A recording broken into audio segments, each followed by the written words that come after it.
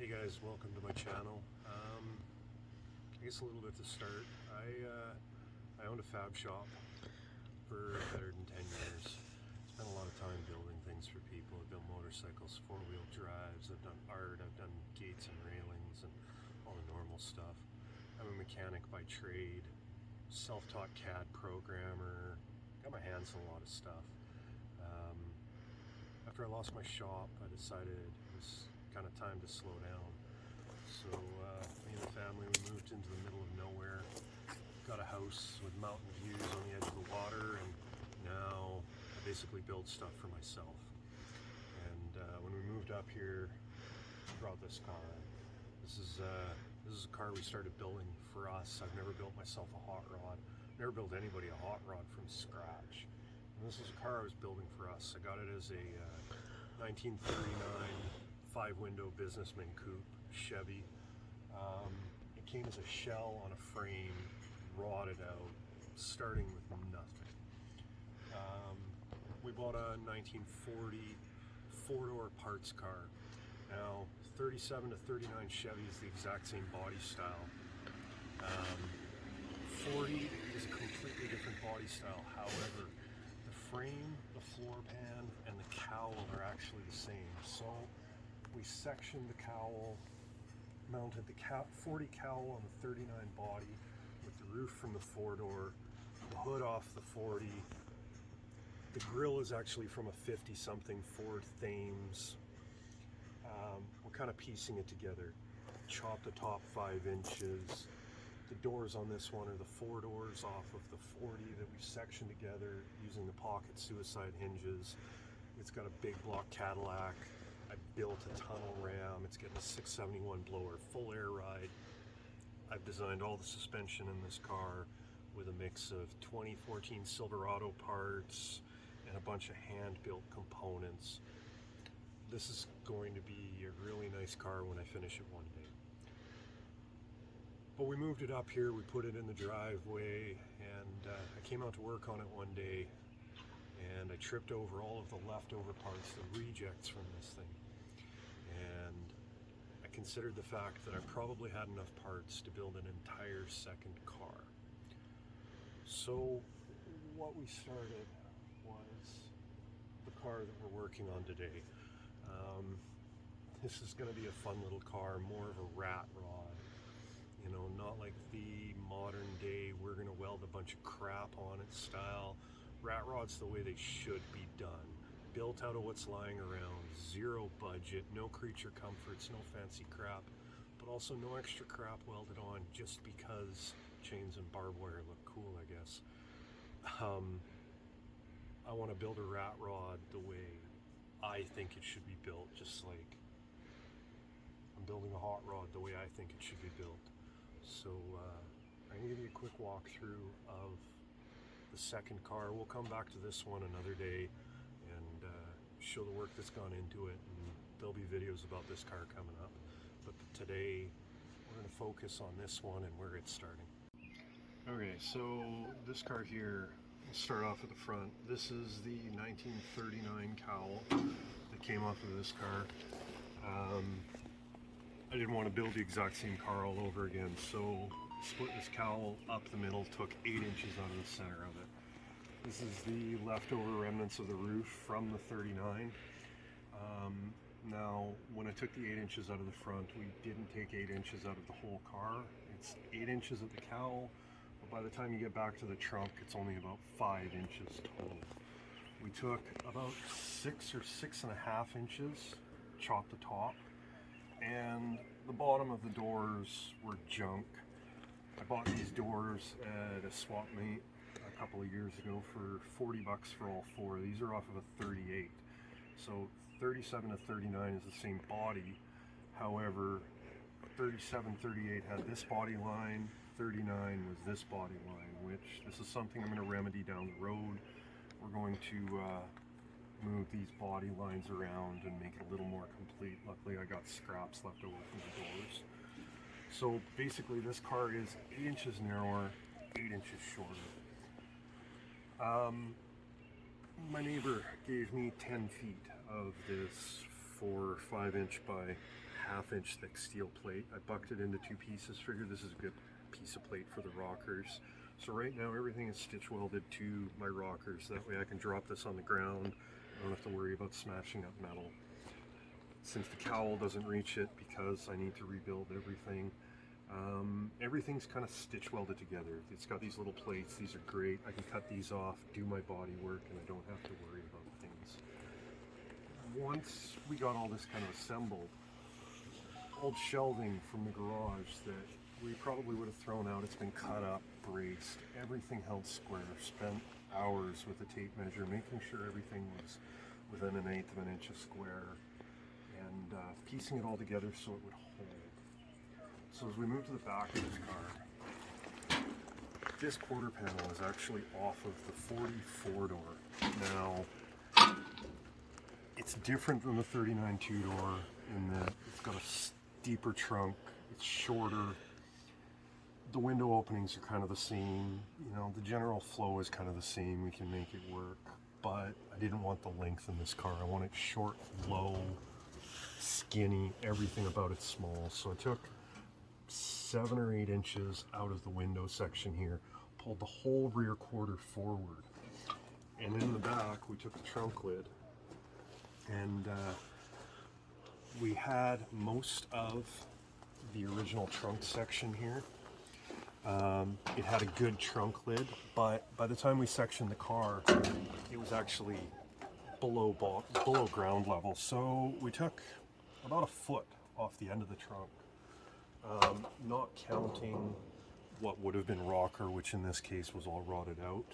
But same thing, this is all tacked together right now. We've sectioned everything. Everything's tacked up. So where we're at today is we're working on these quarter panels. Now, this body has these beautiful body lines, but it flared out because it originally had a factory fender flare, which came out another 4 inches or so. Now, I don't want that on this car. I want the tires completely outside the car. By the time we're done with about a 26, 27 inch tall tire, it's going to be up here when it's aired out on the ground. So there was no sense in having that contained when it would be that through the back windows. So this was all tacked up so that we could get a visual, make sure all of our lines worked, and make sure we were on the right path. What I'll show you on the other side is that we actually cut this whole line off, got this panel back to a gentle radius here, and then we're going to continue down here. Now, a lot of this can be done with flat pieces. I've already got the other side most of the way together. A lot of this can be done with flat pieces with very little work to the metal. The corners, all of the compound curves is where stuff starts to get really complicated, especially when you don't have a lot of fancy tools to work with. So what I'm going to try and show you today is that you can make something look good as if it was the way it should have come without all the fancy tools. It takes a whole lot more work, but I'm going to try and show you some tricks and some shortcuts that I figured out along the way, and see how this comes out.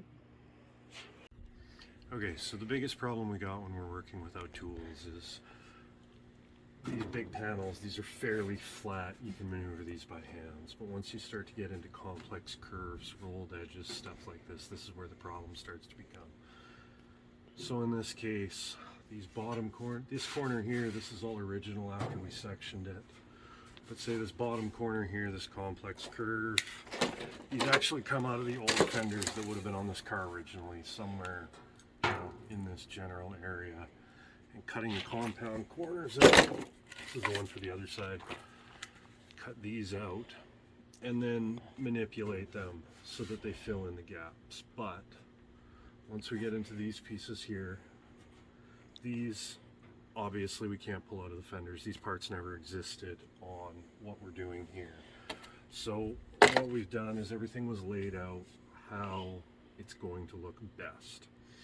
And starting with a radius, in this case, a cutoff wheel, because everything on here is radiused to the cutoff wheel like this. All of our cuts, which makes for pretty easy bucks. So on the corners, literally a piece of wood carved out with a chainsaw to the radius of the cutoff wheel, and then rounded off with a flapper wheel. And over this, we can literally form these panels with a ball peen hammer. Body hammers would be better, dollies would be better. This is what I currently own. So this piece here is literally formed over top of this buck, just like so. A little more complicated on this one. You know, we can do these edges, we can do these rolled edges. This is actually the handle for my weed eater that blew up. This got welded on the back side here when this panel was flat. And with a pair of pliers, we can roll this in, cut this free. You know, it gives us this nice shape. The underside down here is the axle nut socket from my truck. On the back side with the same ball peen, this whole panel here, this radius fits this, and I got a lot of cleanup work to do, but it gives us the initial shape we're after. So, you know, I'll try to video as I do the other side of this, but using that buck, we made these pieces. This is the one that's the most complex. So what we're gonna do is we're actually gonna make a buck, and we're gonna hammer this out the exact same way we did this. But this is a reverse curve, so it gets a little more complicated. We can't just hammer it over a buck the same way we do these outer corners. So using this as our starting radius, and we know that this curve is about a 5/8 radius here, we can head over to the wood and we can make ourselves a buck. Okay, so we got a piece of lumber now. This came out of the spare bedroom in our house. It was backing for a workbench. It's been sitting in our backyard forever. This lumber is free. It's the perfect thing to use. So we have our initial outline of what we need for our buck for our inside corner. Now, we know that the corner on the car is less than 180 degrees. It's probably around 160 degrees if I had to eyeball it. So if we make our buck so that our buck is 180 degrees, we know that our piece of metal that we're going to form goes beyond what we need for a patch panel for the car. So cutoff wheel has a center, so we're going to line this up on the edge of the wood like so, and this is going to be our cutout. Now, this is going to be removed. This is going to be the inside of the metal.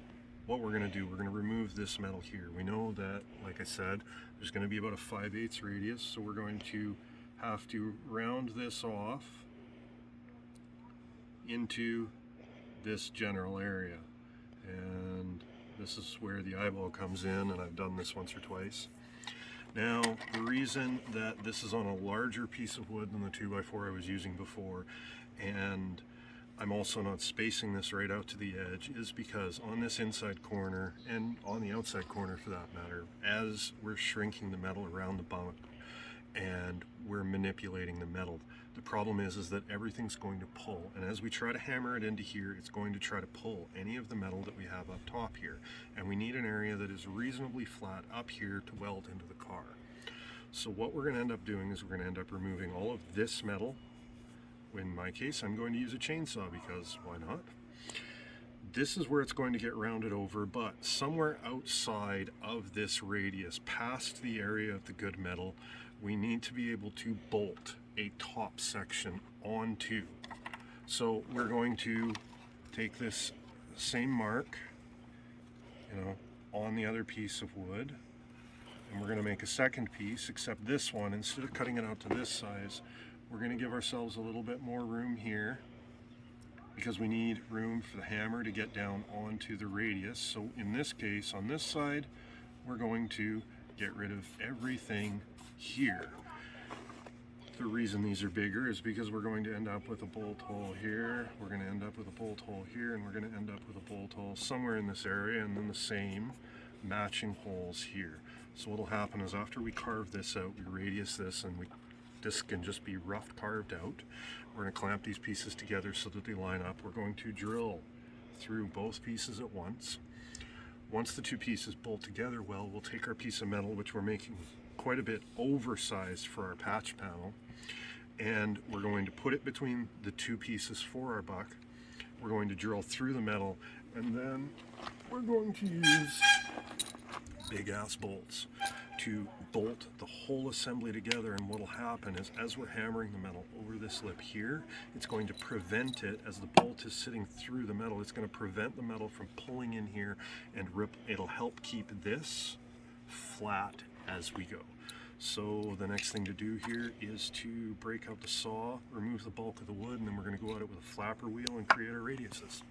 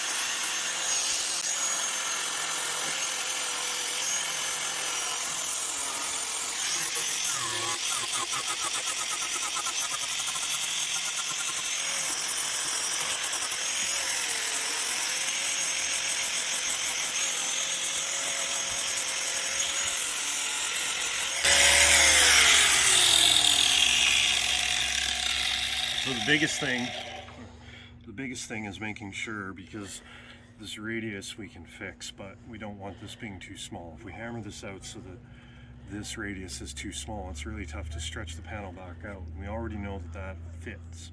So at the moment, this here isn't quite right. I gotta open up this some more here, and then we can fix up the radius. We'll get everything all smoothed out until it's smooth. It doesn't need to be 100% perfect. The wood's pretty forgiving. I mean, again, it's not the right way to do things, but this is exactly how I'm going to do it because it works for me and it's going to turn out well. So I'm going to get this all finished up, and then I'll show everybody how it looks once the two pieces are all ready to bolt together. So now we've got our bucks carved out, rounded over on the lower edge, shaped on the upper edge, drilled through with some big bolts, tightened right down. Metal's clamped in between. Now this is tightened down pretty tight, and, well, tight enough that it cracked up here, and we're going to give it a go with this buck anyways, because worst case it fails, it's already busted. It's not the end of the world by any stretch of the imagination. So at this point, what we're going to do is we're going to take our body hammer that's not a body hammer and slowly work our way back and forth. You don't want to go too far in one spot right away. You got to work your way back and forth, and it's going to come with feel. You're going to mess up some metal, but over time you're going to get the hang of it, or you're not. I've had pretty good luck doing this before. Now this is the first time I'm going to do it on this particular car, but I've used this method before and it's worked without fancy tools. So really the only thing to do is to work on it.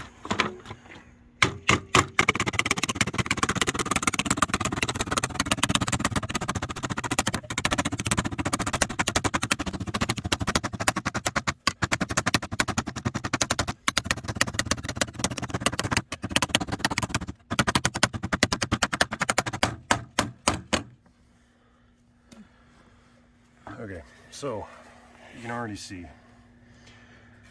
metal staying pretty flat up here, but you can already see it's starting to shake shape. And yes, this is going to look rough. This is going to look rough until it's planished out properly. Ideally, this is going to be done with dollies and better hammers down the road. I'm honestly going to clean it up. The final cleanup will be done right on the car, because I'm going to get the shape as good as possible over the buck. And once the shape is smoothed out as well as I can, similar to the pieces that are already on the car, we're going to take it out of here, once I'm happy with how far it's gone, and we're going to put it into the car. And that way, if we've got to manipulate these curves a little bit one way or the other because my radius is just off, or we can fake a whole lot of things with the metal once we're on there, but there's going to be some tweaking we're going to have to do once it's on the car, so I can do the final cleanup with some dollies and proper hammers down the road. But for now, I'm going to finish this out, and then I'll pull it out of this assembly, throw it up on the car, and show you how it looks. So we got our piece, and now obviously you can see how much shape we got out of that, and I'm telling you, this happened in just a couple of short minutes. This didn't take long at all, but this is going to demonstrate exactly why good tools are important. Now, I'm not going to kid myself and think that I can do everything with a ball peen. Now, in this case, the problem we run into, those outside corners, they're all right because we're working on an outside corner and I can use the rounded end of the hammer. On this corner, the ball end is awesome for stretching the metal and doing the initial form. Hitting it with the ball end will stretch out the metal and you can flatten it back out later. Flatten it out, you can use the rounded end of the hammer, but this curve is so tight, the problem we run into is that the edges of the hammer are hitting and actually leaving marks. Now, I can fix this on the back side with a dolly on the front edge with something that's, got a decent radius on it so that I've got something to hammer against. But on this buck, we've just about gone as far as we can go with it. But for a rough form with a ball peen, it's not too shabby. If I had good hammers and spent a little bit more time on this buck, the sky's the limit. You can go so far doing something like this, but I'm going to do a little bit more cleanup on this, and we're going to take it out and fit it up to the car, and then it's going to look a little bit rough on the car, and we'll do the final cleanup down the road. Okay, so we got our piece out of the buck. Now, I talked about earlier that the radius is shaped to about the size of the cutoff wheel. That makes something that I can go back and gauge from on a regular basis. Now, this is rough cut out to where I want the finished edge cut to be. This has to be cut back further for the radius, which is why we made this piece. But if we take this piece, our radius is pretty damn close to what our cutoff is. We can manipulate this on the car. Now, what we end up with is we end up with a piece that's going to be up in this neighborhood.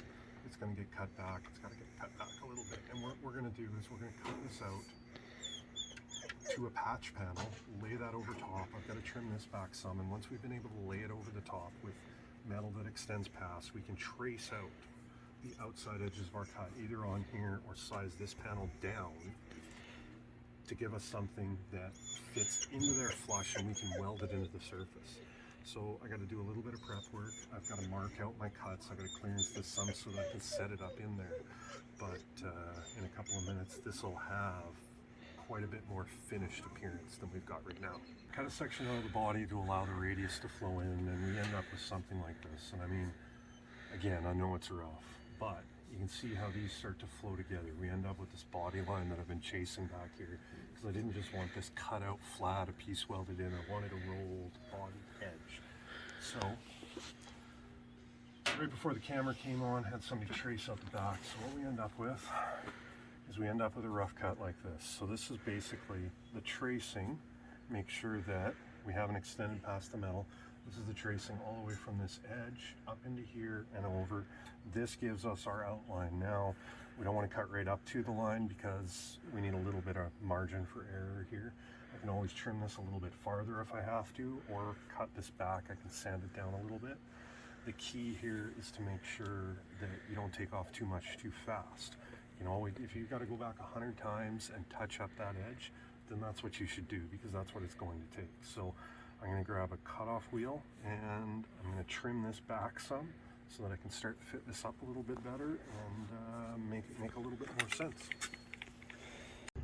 Okay, so now that this piece is trimmed back some, you can tell a little bit better, because now it's sitting a little bit flush. This is sitting on this lip here, but you can see along this edge, it's still sitting up on the top. Right, so obviously this needs to come back a little bit, and here this radius isn't quite right. Now I'm going to go in with a hammer and some form of dolly, probably a socket, honestly, because impact sockets are hard and have a nice small radius on them, and I'll probably fix this as we go. But what I'm going to do is I'm going to clean this up. I'm going to get it so that it fits in flush, so that we have that. And once I get it to fit flush, I can tack these outer edges in a few spots, make sure it's held, and then I can start to manipulate the metal in this corner here until all of this starts to line up with what I have pre-existing, so that we've got one continuous shape. We've got our shape set up. It's a fairly decent fit right now. I got to move a little bit of metal around so that it lines up. That's what happens when we bend stuff, you know, with a weed eater handle. Not everything's going to line up. This obviously isn't, you know, going to be some Concours restored hot rod.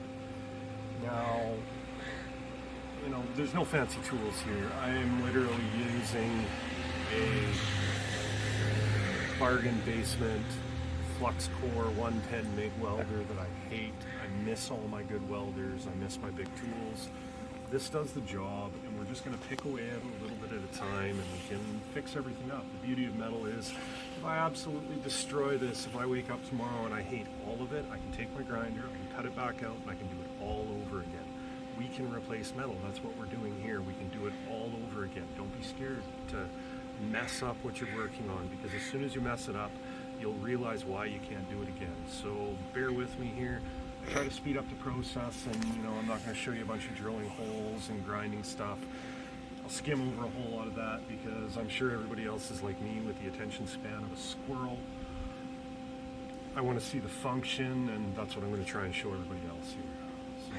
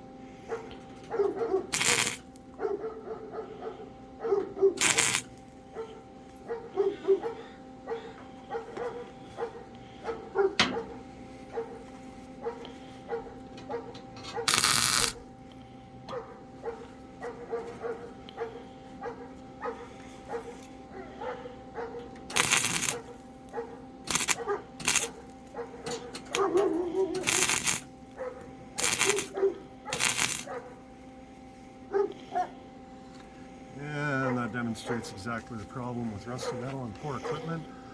It's going to blow some holes. This is all metal that I may end up having to go back and fix later on. Some of these panels don't line up.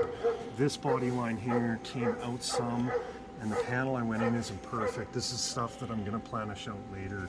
I have a plan for that down the road. Right now I'm just trying to get some kind of structure in here so that I can get my vision together and see what I'm working with and make sure everything that I'm trying to do actually works. I've said it before, I'll say it 100 times. Most of what I do is wrong. Everybody's going to tell me that I'm doing it wrong. I don't care. I'm out here in my yard and I'm building something cool, and that's exactly what I'll keep doing. And I'll try and film it as we go and show everybody how it comes out. So give me a few, and I'm gonna get this kind of halfway together, and I'll show you how it looks once it's tacked up and cleaned up a little bit. Okay, so we got this piece fitted up, and I mean, this is the shape I was looking for. You can see we start with this panel here, this flat panel that was replacing everything that was there, and we've got this nice, you know, radiused edge all the way up, roll it in, and we've got the rolled edge up into my rusty metal, back down the rolled edge, down to this corner that was a whole lot more shaping than that, because the radius changes from about a 5/8 radius down to this 2.5 inch radius. And as we get into here, you can see how I had to fake this. You know, there's relief cuts, everything's pulled, but what it ended up with is a panel that no matter the angles you're looking at, it seems to start to flow. And it's a big picture thing right now. Right now everything's rough, everything's loose, and everything's got to be manipulated as I finish it. But this is kind of on track for what I wanted. Just to kind of give you a final perspective on this, this is the side that I haven't touched at all. This is the before, and this is the after. Obviously far from done, but a seriously big step in the right direction. So hope you enjoyed the video, and follow along, subscribe, do all those YouTube things, and I look forward to putting out another one for you soon.